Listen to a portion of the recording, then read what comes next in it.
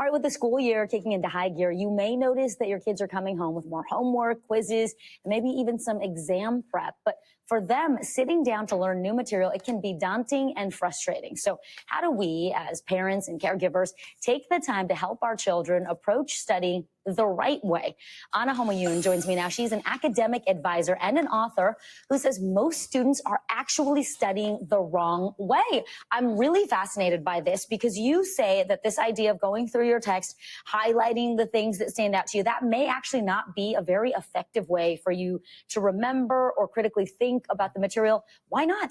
Well, so many students get stuck in what we call a read and review loop. So they're reading everything, they're highlighting as they go along. So they end up highlighting everything. And then they're studying the late night, the night before the exam. So research shows that 84% of students use rereading as their main study tactic, and it only gets them to about 60% recall.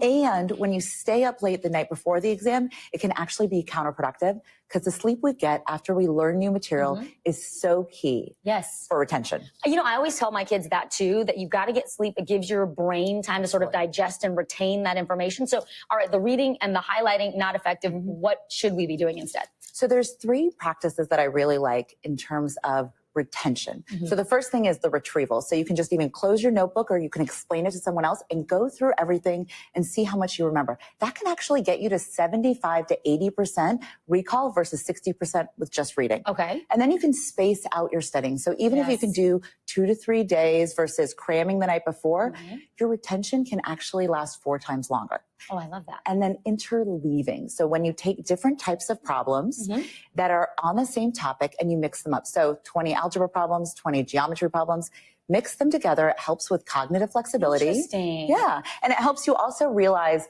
what different types of problems are being asked. You know, I'm thinking about the question and answer segments that I do in the morning that I have to remember. And what you're saying about starting early, getting a good night's sleep, all of that is relevant. All of it helps you to retain information.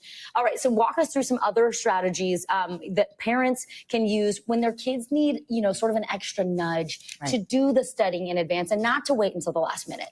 We often mistake procrastination and a lack of motivation for what really is task avoidance. Like we're just trying to avoid the task. And so the key here is to know that research shows that 70% of students with executive functioning skill challenges actually avoid getting started. So we want to help them with little initiation rituals. We want to help them make that first task easier. And we also want to help them with body doubling, just sitting next to them. I love this. It's like you have sat next to me, Homayoun, with the great studying tips. Appreciate it. You're watching Daily, folks.